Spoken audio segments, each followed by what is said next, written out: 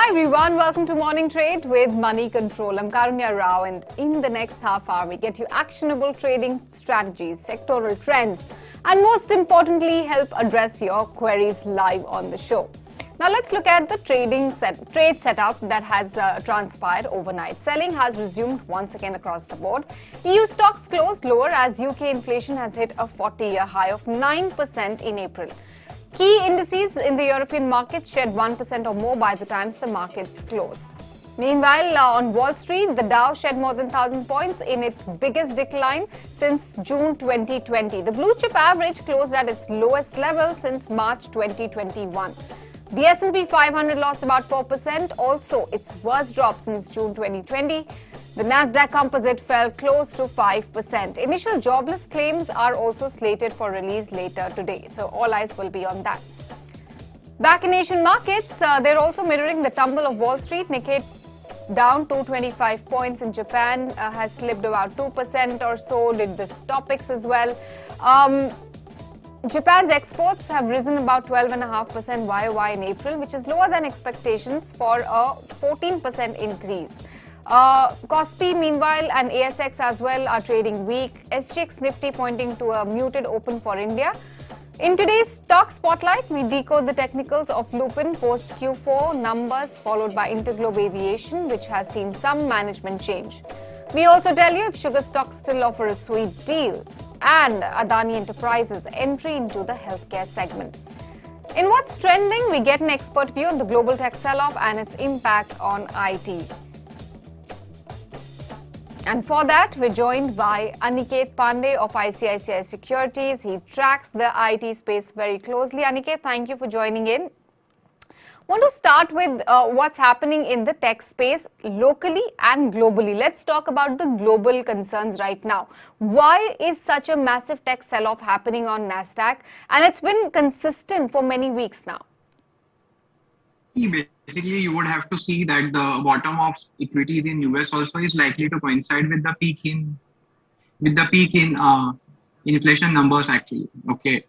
Basically, since that will also signify how much central banks have to tighten from here on actually. Similarly, a lot of Wall Street research claims that inflation is peaking now, and recent IMF report also came to similar conclusion levels. What we have seen in last 2.5 years is that due to COVID actually, a lot of tech spend has been done quite aggressively. Similarly, if you look at cloud transformation, that was very much there before COVID era also. The thing is that it just got catalyzed very aggressively in last 1.5 years, and now here on we will see basically normalization of that trend happening.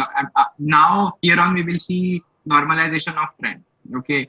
Secondly, actually our IT sector as a whole, actually not just Indian IT, global IT player also. Basically, this is also linked with global macro also. So you are seeing basically US GDP growth slowing down. You are seeing the PMI indicators dragging down. Okay. Secondly, on the top of that, rising food and energy prices are also now, feeding into airlines, restaurants, and the lodging prices also. So my sense is that there is a lot of riding on when it comes to inflation is at all-time peak levels right now. Okay. So going forward from here on, we might see a normalization of demand trend. Okay. So I believe that as of now, just valuations have derated actually because of interest rate cycle. Okay. And going forward from here on, we can see demand also normalizing a bit, and you must be acquainted with the margins pressure which are there on this all tech stocks. Okay. Even domestic impact on IT stocks, do you think it's largely because of these macro headwinds? Yeah. Karuna, if you do a comparison of 2 years rolling returns of Nifty IT and Nifty 50 over the past 20 years, so basically it suggests that Nifty IT has never outperformed Nifty 50 for more than 2.5 years. Okay, this was the first time when Nifty IT has outperformed Nifty index by around 3.5 years. Okay, moreover, that extra 1 year was on account of IT being a relative play. Okay, now taking notes from the past, actually, my sense is that Nifty IT should start underperforming Nifty 50 quite massively, actually. Okay, there is a slowing revenue growth, margin headwinds are coming. Secondly, consensus expectation are still elevated on revenue and margin fronts. Okay, so basically, just yesterday we saw the report from Mastercard, actually. Okay, so we are seeing that business travel also is ramping up quite aggressively, so which was not anticipated before, actually. Okay, so my sense is that now travel costs also, which used to account to at around 2 to 3% for all IT companies, which was happening into pre-COVID eras. Okay, and right now it's just at around 0.5 to 0.7%. Okay, so you might see a J line curve into travel expenses also going up. Apart from that, facility expenses also will go up. Your hiring cost is quite high, and this will all not supported by revenue growth leverage, actually. Okay, so I think there are more headwinds to the fundamentals of the sector rather than tailwinds at this point of time. Okay, all right. What about the fundamentals of these Indian IT services companies? Because there's always, a choice between this or that, either blue chip heavyweights like TCS, Infosys, etc., or there are mid caps, which the likes of Mindtree, KPIT, Zensar, etc. So between mid cap IT and blue chip, what is your, what is your preference? Correct, correct. So basically, we remain extremely selective in our approach of stock selection for this year, actually. Okay, so when it comes to large cap, we are suggesting investor to stick with Infosys and TCS, actually. Okay, because Wipro, HCL Tech, TechM have done a lot many acquisition in last 1.5 year. Like Wipro and HCL, like Wipro and TechM has done around 11 acquisition in last 1.5 years. Okay.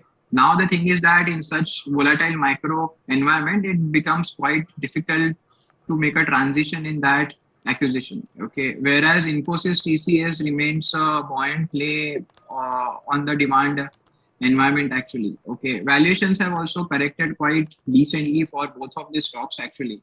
So in large cap, we prefer those names. Secondly, on your question on which to play, the thing is that mid caps also have shown very strong resilience in last 1.5 years. Okay, so in mid caps also we are okay with Mindtree and Persistent, actually. Okay, still we are suggesting investor basically to buy on dips on this stock, actually. Okay, and to wait for better entry point on these names also.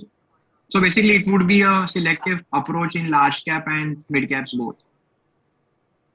Aniket, we spoke about macro headwinds, but at the same time, we're looking at rupee touching, record lows over the last few days. So, can that translate into any meaningful gains for these companies in Q1 and beyond? See, Karunya, you might have to understand one thing that, irrespective of rupee going 77 or 80, actually, okay, we will also have to look at cross-currency headwinds, which are coming from appreciation of GBP to INR. Secondly, the thing is that it's not just currency tailwinds might help the margins, actually. You may basically right now the margins headwinds are quite at elevated levels right now. Okay, so if you look at the wage hike, so wage hike also would be double as compared to what we saw in last 2 years. Okay, apart from that, demand fulfillment cost is also quite higher. Okay, so if you look at inflation, if you look at cost inflation, which was at around 2% that has moved to around 7 to 8, that is moved to around 7 to 8%. Okay, so Karunya, going forward from here on, irrespective of the tailwinds we might get from the depreciation of rupee, I mean to say that the headwinds would be quite larger as compared to tailwinds. So basically, according to our analysis in FY23, headwinds might be higher than 100 basis point as compared to the tailwinds for the margin. And my analysis suggests that there would be one more derating in the sector, which might happen after Q1 and Q2 results, which would be led by cutting of revenue and margin estimates both. Okay, all right. Thanks so much, Aniket, for joining in and for sharing your view on the IT space with us. What's happening across key global markets and what is the trickle-down effect on the Indian IT space as well. Let's talk technicals with Shrikant Chouhan joining us from Kotak Securities. Shrikant, good morning. Thanks for joining in. Trade setup is looking pretty weak. There's been a massive sell-off once again overnight. SGX Nifty right now down more than 1.5%. What are we bracing ourselves for here today? Yeah. Good morning, Karunya. Good morning, everyone. I think it was not at all expected that the US markets can fall like this, but they closed below their important support levels. In fact, in just one day, Dow Jones was down more than 1,000 points, which clearly indicates that the market is still following to the series of lower top, lower bottom. And here also, for our markets, after hitting the levels of 16,400, now again market is going to retest the levels of 16,000. So below 16,000, the next level to watch out for would be 15,900. I think where the Singapore Nifty is currently trading, and below 15,900, the real pain will start. So between 16,000 and 15,700, the market should consolidate. That's the overall view for the day. As it's a weekly expiry, I think markets are heading towards the levels of 15,700, where the market is having next important support. And it should not close below the levels of 15,600. That's the only prey, because if we see the market is closing below the levels of 15,600, then the market can fall to the levels of 15,400. So that should not happen, and that's the reason the strategy should be to look for reducing some position if we see the market is opening very close to 15,900 or 16,000 levels. For traders, currently the strategy should be to look for creating short positions between 15,900 and 16,000 with a stop loss at 16,050 on the high side. All right, okay. A lot of queries also coming in, but before we go across to address them, I want to understand a few stocks that we have earmarked for our viewers today. The first one being Lupin. In terms of their financial performance for the quarter gone by, it has been an unimpressive set. They've reported a loss of more than 500 crores for Q4. EBITDA is down 63% YOY. They flagged off concerns of inflation in the US across raw material prices. There's price erosion as well, which the management seems to have flagged off. Talk to us about Lupin's technicals. Given the market scenario, is it likely to, go with the flow and perhaps open weak, especially because there's more cause fundamentally as well? I think, even though there is upside in terms of fundamentals, the company is not performing as per expectations. And most of the time, because of that, we saw a disappointment after the announcement of the results, and stock always fallen after that. This time, the stock is very close to its previous immediate support level of 680, 685. So below 680, the stock is having next important support only in the region of 600 to 620. So today we may see furthermore decline, and the strategy should be to look for reducing or exiting out of the long positions of Lupin Laboratories. I think those who are still having some position in the Lupin, they should look for entering into other stocks like Cipla or Sun Pharma, because this stock is consistently forming lower top, lower bottom sort of series. Okay, so Cipla, Sun Pharma look better than Lupin at this juncture, guys. I hope you're taking note. Another stock that's likely to be in focus today is Interglobe Aviations, which has announced the fact that their CEO, Ronojoy Datta, will be retiring on September 2022. They've already identified a successor. Peter Elbers will be the next CEO of the company. Q4 earnings date has been postponed. Now it will be held on the 25th of May. But if we look at the sector overall, there is a massive headwind in the form of volatility in crude prices. ATF prices already have shot up a fair bit. Demand, yes, is coming back, but we don't know how much more time will it take for demand to sort of offset all the impact and pain they've seen in the last 1-2 years.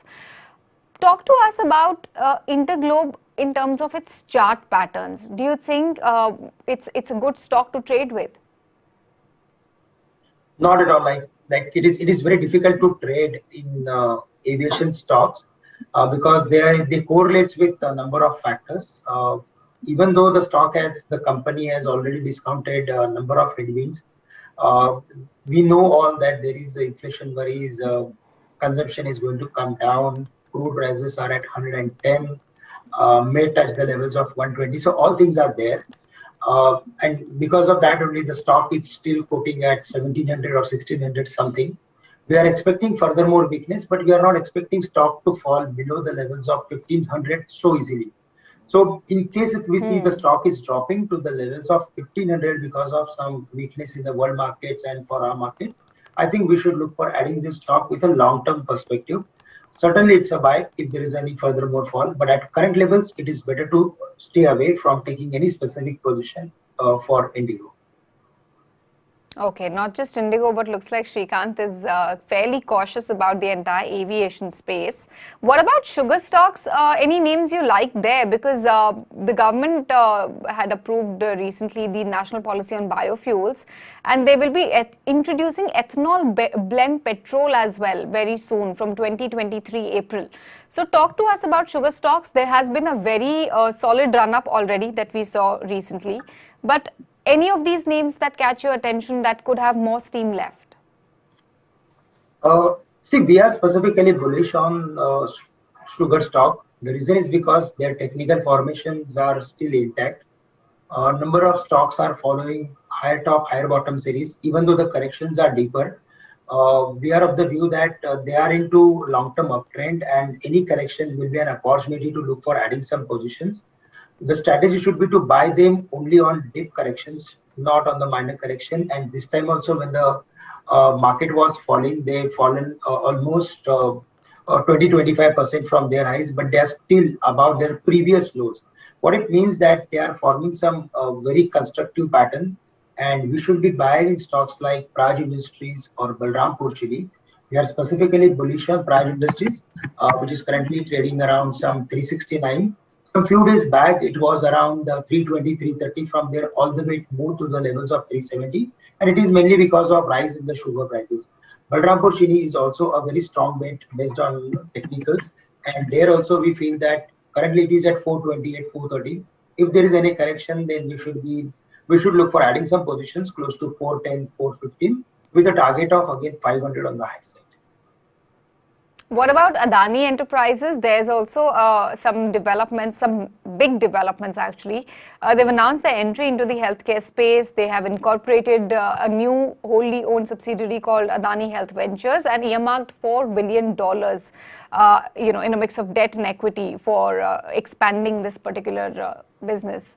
But Adani Enterprises in the last 2.5 months, it's done quite well for itself despite the market volatility.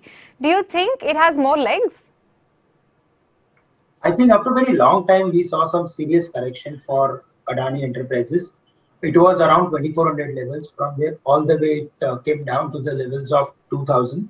So I am of the view that it is going to spend some more time between the range. The broader pattern, the longer term, on the longer term charts, the stock is still showing a lot of strength. The overall trend of the stock, long-term trend of the stock is still intact. And but yes, in the short term, we are going to see some sideways or range bound sort of activity between the levels of 2400 and 2000.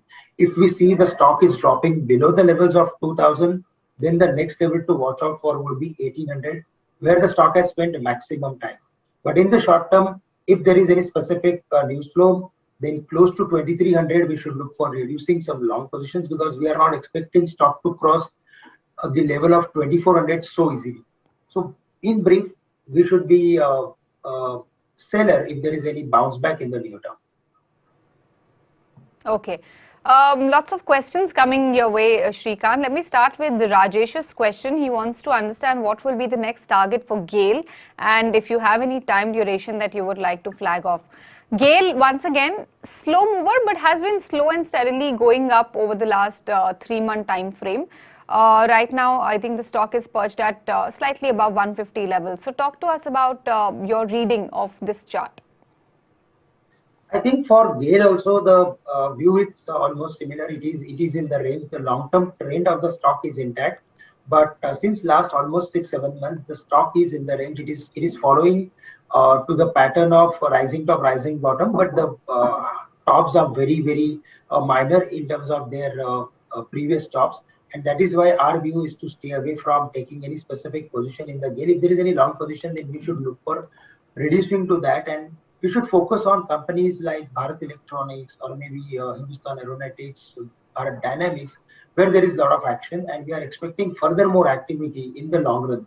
So it is better to take some profit if there is any bounce back from current levels in GAIL. Currently it is at 153. We are expecting stock to again retest the levels of maximum 160, 162. Okay.